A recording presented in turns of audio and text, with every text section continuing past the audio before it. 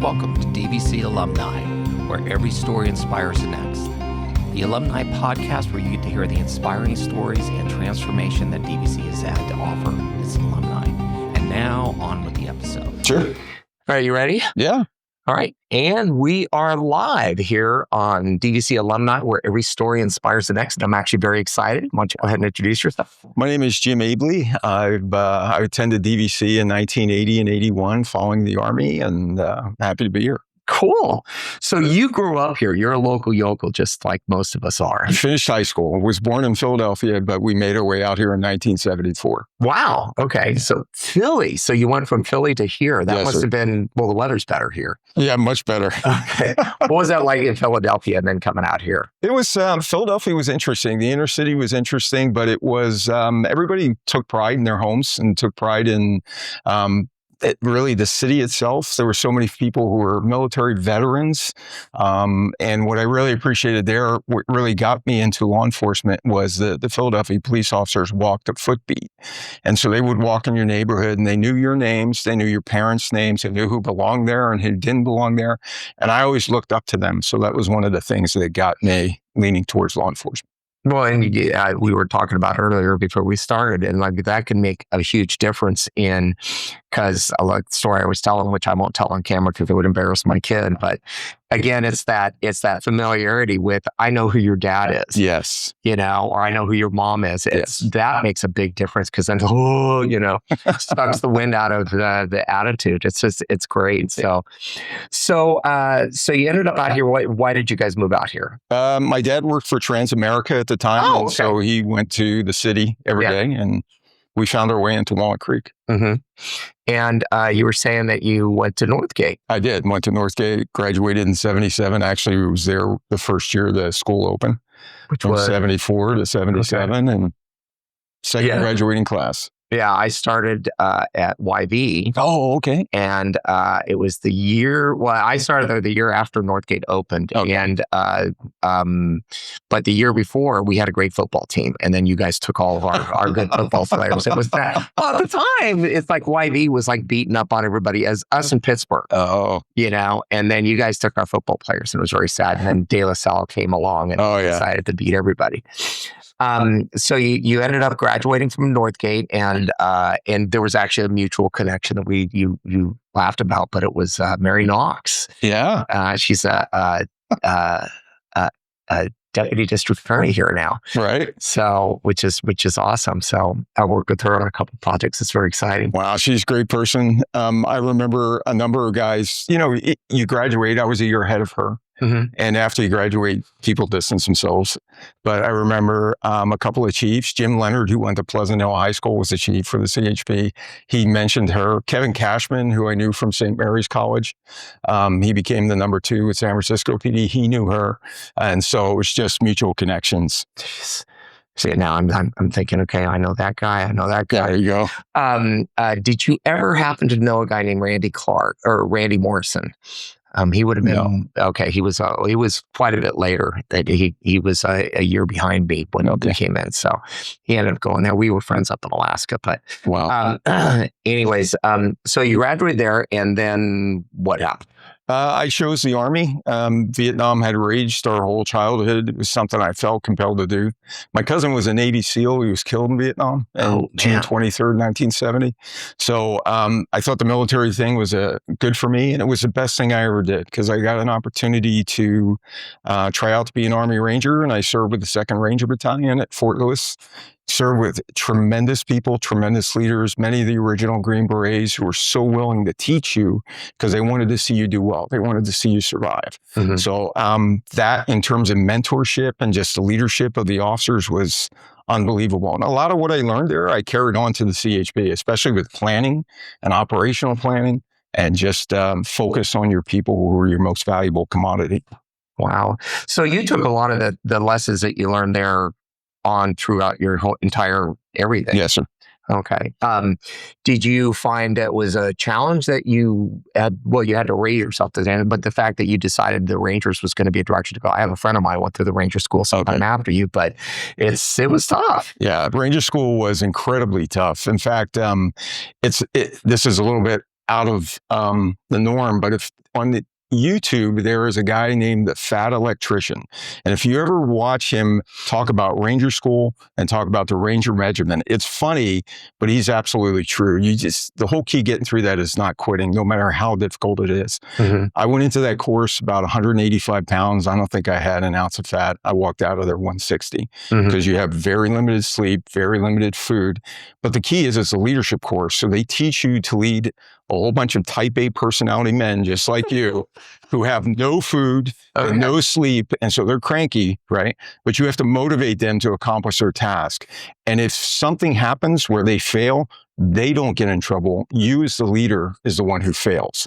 So it's called no excuses leadership. And that taught me quite a bit. That is dramatically different than most corporations. Yes. Okay. I just want to say that. Yes, I'm on record for that, but I'm like going, okay. And I'm, I get the focus on it because then it's all about getting your guys set up for success. Yes.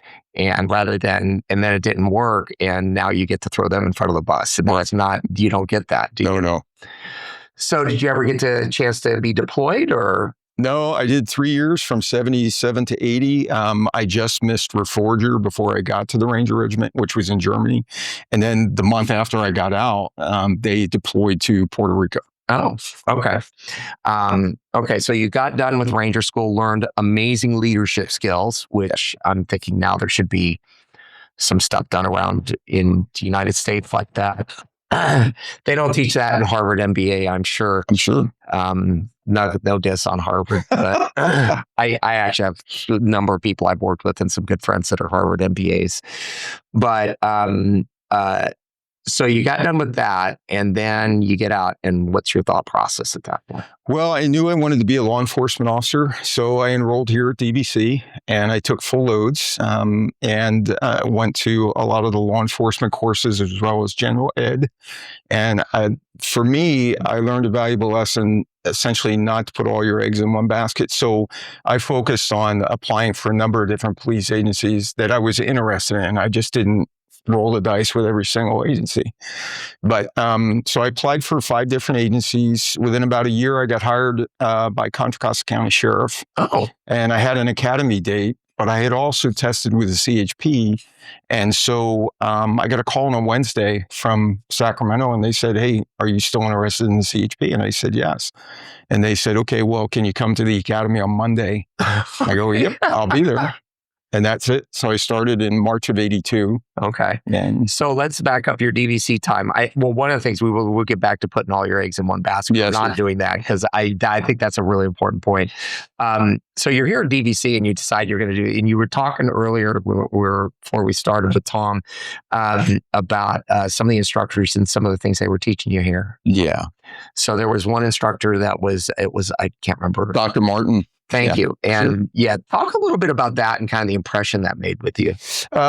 Well, first at DVC, because I played 2 years of football, and there was a coach on the team named Steve Lynn who had served in Vietnam with the 101st Airborne. Oh, wow. And so we connected with each other and we spoke, and the coaches here were amazing. A lot of them are just true gentlemen. But as I was going to courses, Dr. Martin taught general law enforcement, and he said some things that I didn't quite connect with initially. Like, he was the first one that mentioned community policing. Mm-hmm. And when he said that, I thought, well, when I was a kid growing up in Philly, cops walked the footbeat. They were involved in the community, and actually they lived in your community. But I didn't really understand until later what he meant. And I think the agencies as a whole really weren't focused on community policing. Individual officers, of course, would attend various games or meetings or throw footballs in the street with kids or play basketball with the kids. But it wasn't an entity where you really had designated people or the commander, which is really important, to go to community organizations and be part of that. Mm-hmm. Yeah, and it's I know the whole community, I'm using air quotes only because before that, it was like you said, it was just that's what they lived in the neighborhood, so they knew all the kids anyways. And then as that has changed, it's like we got away from that, and then they had to recreate the model. Yeah. So you get, I want to bring that back to like, how in the world do you do that with highway patrol? But Well, which I'm sure you have an opinion, but well, it's interesting because the CHP, a lot of people have this misnomer that the CHP only patrols freeways. But in fact, we patrol all the county roads that all of the county sheriffs do. So there's a lot of unincorporated cities that we're part of.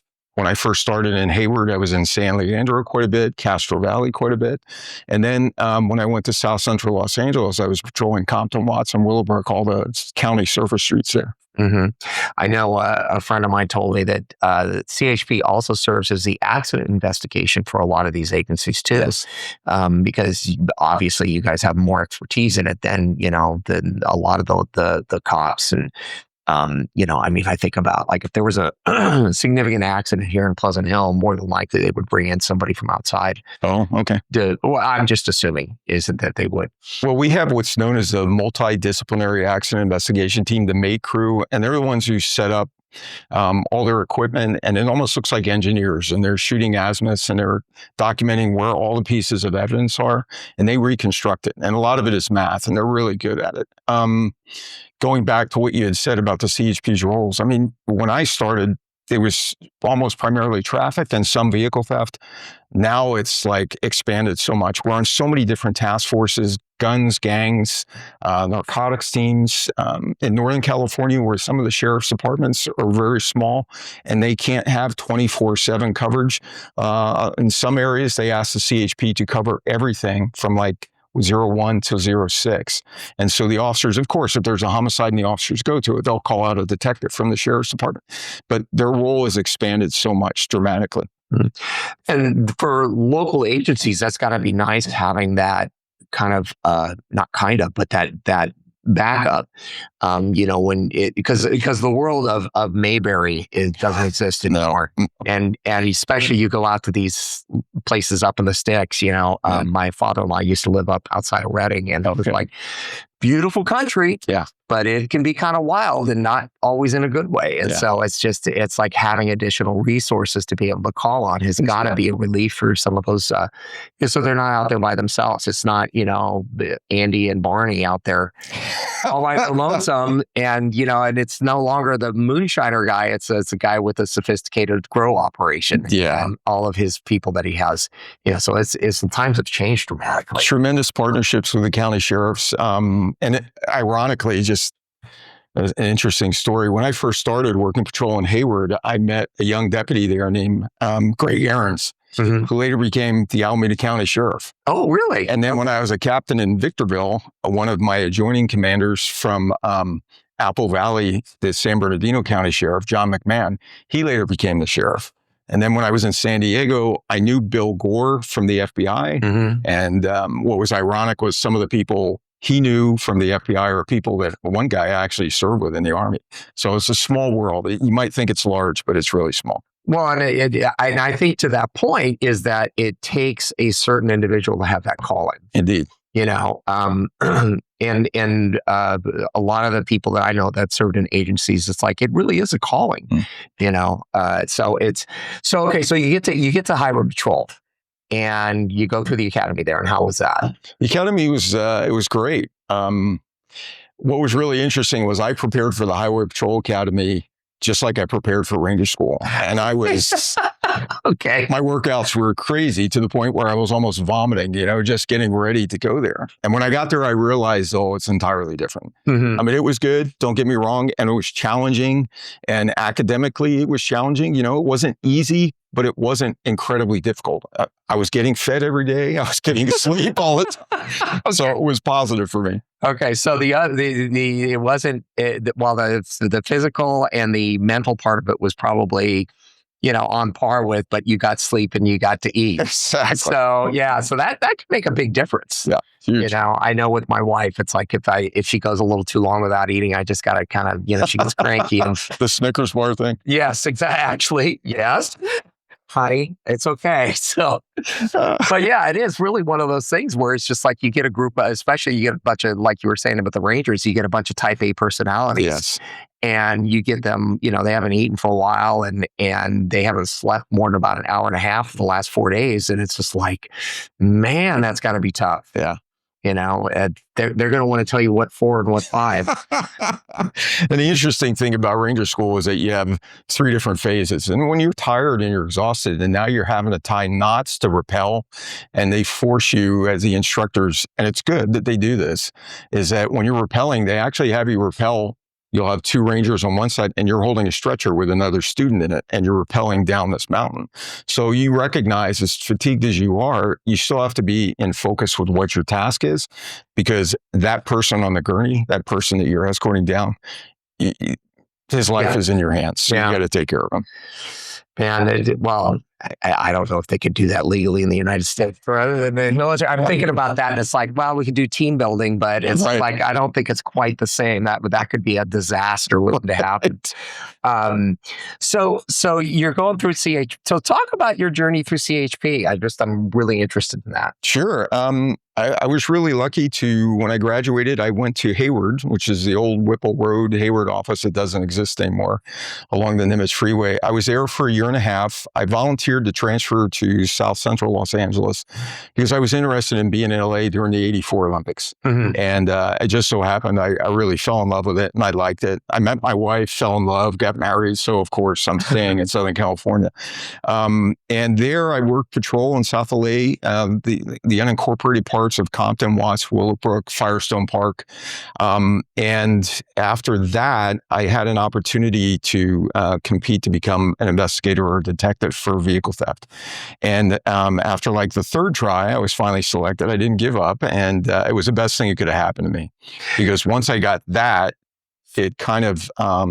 it led to another assignment that I had, which was really important because I got asked to do intelligence. Mm-hmm. And I had never done that before. It was interesting to me, but because I had attended or became part of California Narcotics Officers Association on my own, LA prison gangs, all kinds of different gangs, outlaw motorcycle gangs. I attended meetings on my own just because I was interested in the knowledge. And my lieutenant one day says, "Hey, our intelligence liaison detective left, and we'd like you to do this." And I was like, okay, because I know you have a caseload, but I need you to do this. 6 months later, Rodney King happens. Oh, jeez. So at that point, it was good that we had relationships with LAPD, LA County Sheriff, their intel groups, and that paid off in dividends. The Department of DOJ was great. They were hugely beneficial for us during that time. Mm-hmm. So in a lot of ways, I mean, some of it is fortuitous, but the other thing is your curiosity got you prepared for what the next thing was. I was in front of mine once said, "What's the last 5 books you read?" And I'm not asking you now, right. But it's that thing of like, what's the last 5 books you read, or what's the last, Sure. And if you're, I tell students this all the time in some of the classes I work with, and it's just like, you've got how many hours of doom scrolling do you do on TikTok? And, and I tell them it's like spend 15 minutes and either, put something good in your brain, spend some time on LinkedIn, do this, do that. Sure.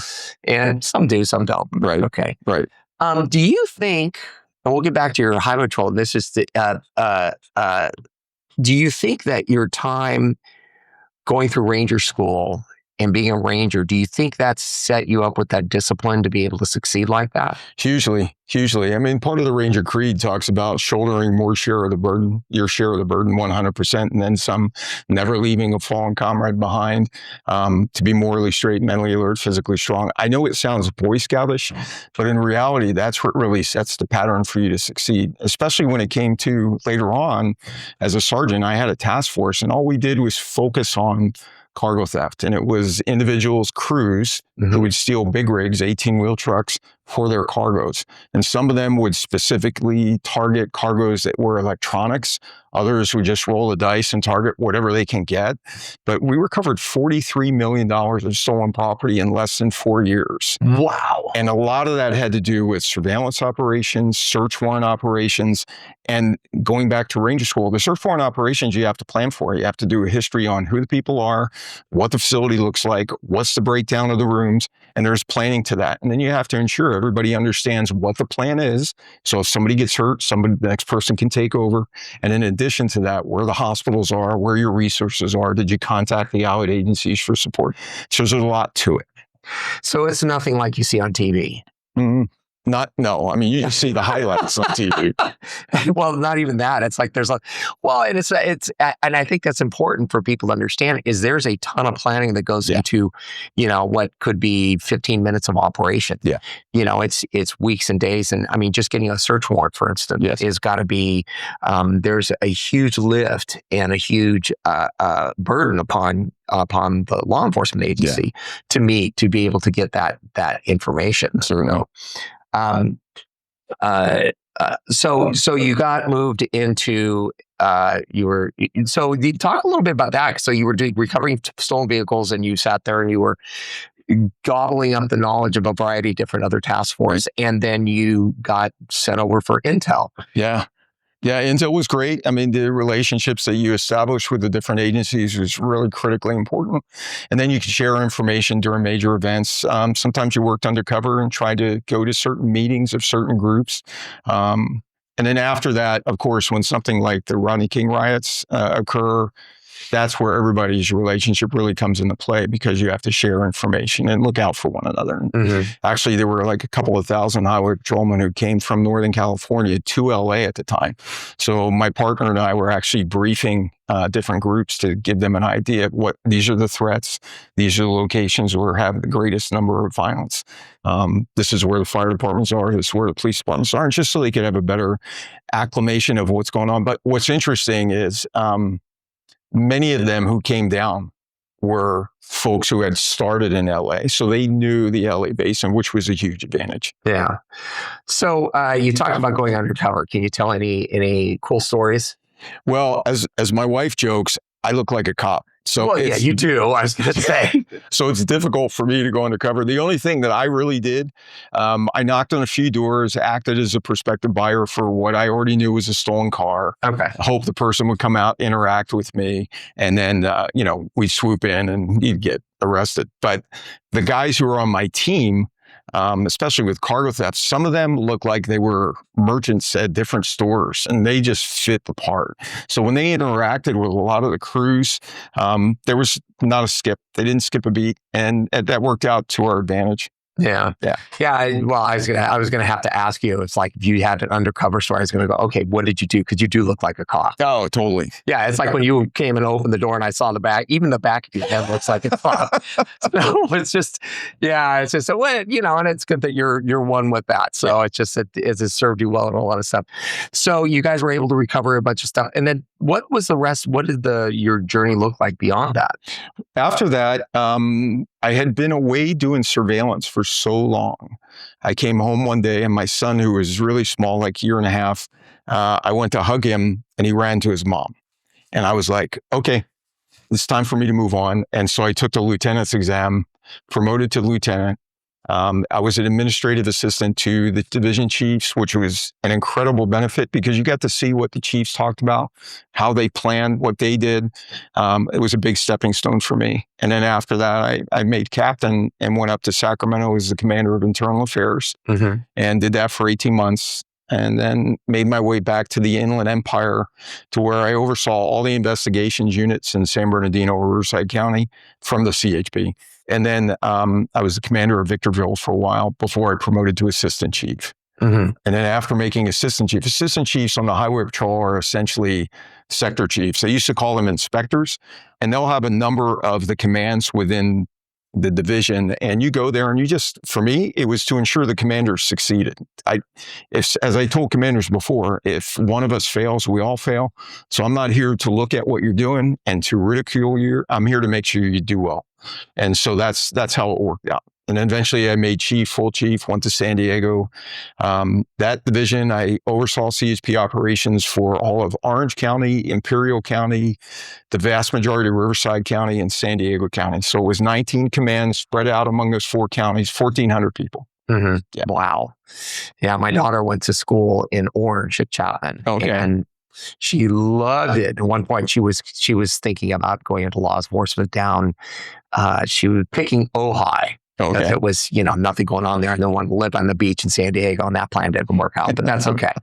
But again, so where down there did you live? Because did you pick up, when you live someplace like in such a vast area, do you pick a place that's like kind of close to the middle, or centrally located? Yeah. I mean, I had to report to the division office. So you try and pick a spot close to the division office. And for us, my wife and I were very fortunate. We bought a house in Rancho Santa Fe that was a foreclosure. Otherwise, we could have never afforded in that place. But we lived there for a number of years while my kids were going to school. And then when I retired in 2018, I was really lucky to get hired, and I do security oversight for a hospital in La Mesa called Sharp Grossmont Hospital. Sharp Healthcare is a tremendous system. I'm very lucky to be part of them, and they really focus on providing the best care they can. Yeah. And I know that's a healthcare is a tough gig. And I know the security, and I'm not going to do so. Healthcare security is got to be just a razor's edge as far as what you got to walk, because you have everything from just the regular kind of the day-to-day stuff where you got to make sure people aren't bringing stuff to hand and things like that, and then you have that one person, they're having an episode, they have whatever it is. And then I know, like, for instance, in some of the cities, more violent cities in the Midwest, it's like one of the concerns is that, if a gang shooting comes in, somebody's going to show up to finish the job. Sure. And so not only do you want not to happen, but you want your staff to be safe. Yeah, absolutely. So are these all things that you think about as you approach it? Or? All the time. Yeah. What's interesting is that you recognize you're no longer a police officer. So what authority you may have had, you don't necessarily have there on campus. And we do have metal detectors at the emergency department to ensure that the larger weapons are caught. But now, by March of 2027, there's an Assembly Bill 2975 that essentially says that all the main entrances at hospitals have to have a weapons detection. So all the systems throughout the state are planning on that now. Okay. But so besides just metal detectors, do you have any other like passive weapons detection or anything like that? Or? We have a wand that we wand people as they come in through the ambulance area. But we have a walk-through metal detector and the wand. The wands seem to be more impactful with some of the metal detectors. The metal detectors that you buy will target big things like guns or large knives, but they don't necessarily get a razor blade you would find in an X-Acto knife. So the wands do catch that. So we do double. Right. And then you're and I'm just thinking about this, your security officers, because they're not sworn peace officers. Right. They're not necessarily trained or to deal with that particular in the right way. Do you approach that a little bit differently for them, or? Yeah, we do. I mean, generally they'll call us. We also have a different classification called off-duty officers. So it's post-certified peace officer standards of training. Those guys are generally retired officers. They carry tasers. They know better what to do. A lot of times, and it doesn't happen all the time, but when it does, normally the people who come in with weapons, guns, are generally CCW holders. So they've got a carry concealed weapons permit signed by the sheriff. And so we ask them, you can lock it up in our office where we have gun lockers, or you can put it in your trunk, or you can take it home and come back. It's up to you. Okay. Yeah, I don't know how we went there this way. Well, actually, I do, because I'm like really curious. It's like, because I think about these things of like, it's like, what is it? I was talking to one of the chiefs at one of the universities and said, what is it that keeps you up at night? And they're going, the thing I haven't thought about yet. Yeah, truly. And so what keeps you up at night as the running the security for the hospital there? Well, I think it goes back to Ranger School too, because they teach you to plan for every contingency, but then you have to be smart enough to learn that no matter how good you think your plan is, it's probably going to fail. Somewhere, nothing is going to go perfectly correct. Murphy's Law, if something can go wrong, it will. So you just have to be able to adjust and adapt. And that's all that it is. You just keep thinking about things ahead of time. Sometimes you make calls in the middle of the night. Hey, have we done this? And a lot of times the employees who are, you work with them all the time. You talk to them all the time. You interact with them. You express how valuable they are. Many times they'll pleasantly surprise you and they'll say, yeah, we've already done it once. We got it covered. Yeah. So it's tremendous. Oh, that's always a good one, isn't it? That makes you kind of go, okay, got the right guys on it. So let's get back to you have got kids that grew up down in Southern California. Are they around here? Are they in law enforcement? What are they doing these days? No, my son is in medical school at Kaiser in Pasadena. So doing very well. He wants to be a psychiatrist. Okay. And it's good for him because he's really good at research and very compassionate. So for him to listen, he'll be a great doctor. My daughter's also interested in psychology, but it's interesting with her is I told her that I would tell this story. One day I came home from the CHP and she's on the couch and she's playing a game and I didn't quite understand what it was. I go, what are you doing? She says, well, I'm playing GTA. And I go, oh, Grand Theft Auto. I know what that is. And she says, yeah, Dad, and I'm sorry, but in order to get points, I had to shoot a police officer who looked just like you. And I was like, oh my God. So you hear that, folks? There's a Grand Theft Auto cop in there that looks just like Jim. So yeah, you only get points there for shooting him. So it's just don't take it out in the world. So let's go back a little bit, talk about law enforcement. I know we haven't talked much about DVC, which is fine. Over your career, talk about how policing has changed and the technology has changed. Yeah, I mean, policing, the mentality has changed dramatically, which was critically important. I will say when I first started, there was a mentality in certain areas that it was almost an us versus them mentality, which I never understood. But a lot of officers got tainted, and I don't know how you get away from that. But they see so many negative things all the time that they grow almost as if, we're against the world. And it's really not that way. And so that had to change. And in order to do that, we had to be more involved with the community. And I'm not saying we were forced to do it. It was just one of those natural progressions that you had to go through.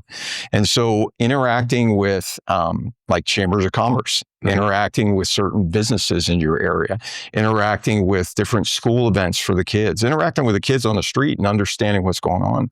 One of my favorite stories is there's a project in LA called Jordan Downs, and I would take my patrol car in there, and that part is really the city of LA, but the kids would run to the patrol car and they would just want to talk to you. Mm-hmm. And so I would stack them in my car.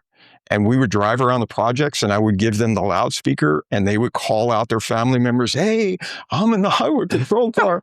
Come out, take a look at me. And it was fantastic. They had the time of their lives. And all I kept thinking was, hopefully this will pay dividends in the future, because when you grow up and you become a parent, you'll recognize that there was a bond with law enforcement officers. So that was critically important. Mm-hmm. Technology, when we first started, we had a radio head that had like 6 buttons and that was it. There was a button to turn on the red light, a button to turn on the siren, and then you had different frequencies for the radio. We had revolvers, we had shotguns, but now you look current day, you have computers inside the car, you have different types of weapons, you have all sorts of beneficial things that dispatch can do for you. The dispatch centers have really evolved too, because as you were saying earlier with one of your experiences, if you dial 911, it would go to the dispatch center. And so since that, we work with a lot of the sheriff's departments and they'll get certain calls that is for their jurisdiction. So it prevents the highway patrol having to be the middle person and relay the call. So you get expedited responses from that. So a lot of things in that regard. Technology in terms of equipment, specifically the cars, specifically the aircraft, helicopters, planes. Oh, now drones. Drones, absolutely. Yeah, that would have been, you retired in what, 2017? 18, 18? Yeah. That was like right at the beginning of that. And I know now they've got, like, for instance, they've got drones that get launched over here from Buchanan Field. Mm-hmm. And I think they're partnered with Pleasant Hill PD. And I know when I was working with ShotSpotter, that was one of the things that we're working on is, because I think it was with the struggle was that drones were not allowed to be autonomous. Mm-hmm. And so there were some exceptions to that. They were working with the FAA about not only us, but the drone companies to where we could, because essentially the idea would be you'd get a gunshot detection, put it on the map, and wouldn't it be nice to be able to launch a drone to be there and give that feed to the responding officers? Absolutely. And so it's safety all the way around. Yeah. I mean, that was always the big thing, was how can we make the responding officers safer, give them more information so they can respond safer, figure out who's somebody they need to respond to and who needs help and who is possibly a threat. And that was always one of the things that we thought about was those things. So as you move through, I mean, you obviously got to train some of your folks in leadership. Do you look at your time? I keep thinking that time in the Rangers meant so much to you. Yeah, hugely. and you were able to pass along those skill sets to people that you had the opportunity to mentor. Yeah, in some respects, that's true. The really important thing for me was to make sure that whoever was coming up behind me was prepared. And you recognize people who are a couple of years behind you who really aspire to be a higher rank and are going to do a good job, and you recognize their skills. So yeah, of course you try and help them, especially when you deal with them in pretty critical situations. Like I was deployed to Hurricane Katrina. Oh, wow. In 2005 with about 110 highway patrolmen from the Inland Empire. And we had followed 110 folks from Sacramento, CHP from Sacramento. And then that was interesting because then you started to see how the governors from different states would interact with one another and they'd ask for support. So ironically, later on in 2016, 300 of us from the CHP went to Cleveland, Ohio for the 2016 Republican National Convention. That was Donald Trump's first election. There was a lot of, emotions, shall we say. And so it was interesting because we had police agencies in the city of Cleveland from New York, South Carolina, Georgia. It was amazing to see. I mean, we had flooded that city with so many people that really what could have been catastrophe wasn't because there were just officers everywhere. So that was beneficial. And then you had to plan for things. One of the last things I planned for, and you have a crew of people that you work together with. So they understand the planning side of it, and then they can carry that with them for their next promotion. One of the last things I had to plan for was Donald Trump's border wall prototype project in San Diego, which was in Otay Mesa. And where they were going to create the border wall prototypes was 0.8 of a mile from one of my commands, the Otay Mesa inspection facility. And that was critically important, that facility, because first of all, what was between my facility and where the prototypes were going to be built was flat land. And we had just learned from North Dakota when there was a pipeline event that was being built, there was a tent city created by all the protesters. And at night, some of the equipment would be burned. Shots were fired at workers. There was a lot of catastrophe that could have happened. And so we sort of planned with that with Bill Gore and the sheriff from San Diego County. We asked the folks who owned all the land in between where the two facilities were. We asked them, were they willing to sign something that says we could trespass people if they were on that land? And initially they were approached by different groups who wanted to rent their land. Oh, wow. And the sad part was the North Dakota sheriff that we all got briefings from said that there were like 12,000 people in this tent city in North Dakota. It became like the 10th largest city in North Dakota for a while. And eventually when they left, all the structures were still there. The trash was there. The human waste was there. And so all that now was the burden of the landowners. So once the folks in San Diego realized that's what it was, they elected to say, nope, nobody can be on that land. So that was a big help for us. And for me, because that facility was literally international commerce, I had to ensure that all the trucks that were coming from Mexico through customs, and then so one single road that leads to our facility so that we can look at things mechanically for safety. I had to ensure that that stayed open. And so if you have protesters who want to block that kind of thing, do you think the governor's office would have been upset? Yeah, clearly. So I had to brief the governor's chief of staff, people in his group, the general, the National Guard, the director of Office of Emergency Service, and said, look, this is our plan. This is what we do. And as it worked out, nothing major happened. Well, and to that point that's how you keep a catastrophe from occurring. Surely. Or what could potentially be a catastrophe from becoming one is you plan for the absolute worst thing that can happen. Yeah. And then when that doesn't happen, it's like, some people will sit there and go, oh, you over-prepared, why did you get us all worked up? It's like, well, because if we don't, it's kind of like, I think in some ways, going back to the Katrina story, is that the problem with Katrina was that nobody had ever seen anything like this. Right. And it was so widespread and so huge. And then all it takes is one hiccup. Yeah. And now it becomes this global catastrophe and everybody's got a point of finger. And that was one of the things we really learned. It made us appreciate California law enforcement and California emergency systems, because when we went back there, the folks in Louisiana, they openly admitted they didn't really follow ICS or SIMS or NIMS or all the incident command structures. So there were folks from CAL FIRE who were back there and helping them out with that. And I know they developed it, significantly since, but there were a lot of lessons learned there. Even for us with deployments, because and the CHP is deployed to other states now, and you learn something each time you go. When you ask the question about leading people and trying to cultivate them for the future. I had a really good opportunity to teach at the academy for all brand new managers, whether they were civilian managers or lieutenants, which is considered a manager in the CHP. And the things that I wanted to get across to them more than anything was just recognize how important your people are and try and get the best performance from each individual one. And in order for you to do that, you have to get to know them a little bit. You have to talk to them. You may not know every single child's name, but you got to get to know them, find out what makes them tick, and then also tell them, don't evaluate them based on your performance, evaluate them based on theirs. I mean, there's certain evaluation standards that each agency has. If they're doing exactly what they need to do and they're at the mid-level and that's the best you're going to get from them, then get that from them. If they're going to be beyond that and they want to try and excel, then get that from them. And then, of course, you're going to have your stellar performers who are looking to promote down the road or what have you, but just get the best you can from them and incorporate the idea that they need to maybe look at some kind of training and look at something that's outside of their comfort zone so they can grow. And so it all kind of works out in the end, and be able to communicate with them and just be approachable. Yeah, the approachable thing I think is really important because it's amazing to me where I've had bosses in the past that, I mean, I'm thinking back to this, going back to the 90s when I was in wholesale lending. I was in mortgage industry, which is another, disaster area. But there was this guy who was a VP of the office and everyone was terrified of him. Right. And so then through nook and by crook, and I was responsible for the clerks. And so I became his assistant because nobody else would do it. I got to know him and it's like, oh my gosh, he was easy to work for.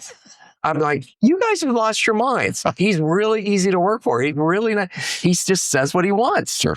And then if he didn't like what you did, he tells you. And I was kind of like going, that's not that bad. So I think and this kind of gets back to your point of this, like, get to know them. Yeah. And that was a big thing with that. So if you had to talk to your younger self, go back in time, you're looking at that high school student getting ready to head off, what would you tell that person? What would you tell Jim? I would tell him to be more mature, to embrace school. Like when I was in high school bored me out of my mind, and I really didn't focus on class. It wasn't until after I graduated or got out of the Army and had served in the Ranger Regiment that when I came to DVC, everything was important, and embrace what knowledge you got. Dr. Martin was key. There was another doctor by the name of James King who taught sociology. He was so level-headed and grounded in the manner in which he presented his course. He was big on diversity. He was big on just embracing everybody so that you can understand the different cultures. And all I kept thinking in his class was, yeah, this is exactly why I want to get into law enforcement, because that's what Dr. Martin said, community policing. Dr. King is saying the same thing, essentially community policing, but just embracing. And so those things, excuse me. You okay? Those things were critically important for me. And I learned that just be mature enough to kind of be open to everything that you see, learn from it a little bit if you can.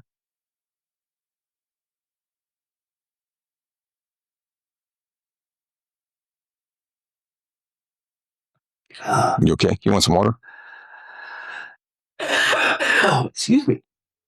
Okay, I'll be okay. I'm not really dying, but anyways, probably at the end of a cold. So continue. Sorry. Just that those two were great. I mean, listening to what they had to say, and even some of the coaches I really appreciate, like Bob Erickson. I wasn't on the wrestling team, but he's in the Wrestling Hall of Fame. And here, that guy was so approachable with so many students, and it didn't matter whether they were athletes or not. If he saw something in you, he would pull you aside and talk to you. If you had a question, he would embrace it and talk to you. I can't say enough good things about guys like that. Yeah. One of the things, and now I've lost my voice, but okay. My wife will be very happy about that. One of the things that she's a good sport, so it's just like, yeah. I'm thinking of a line I once heard where the wife said, "Oh, you lost your voice? My prayers have been answered." Yes. Okay.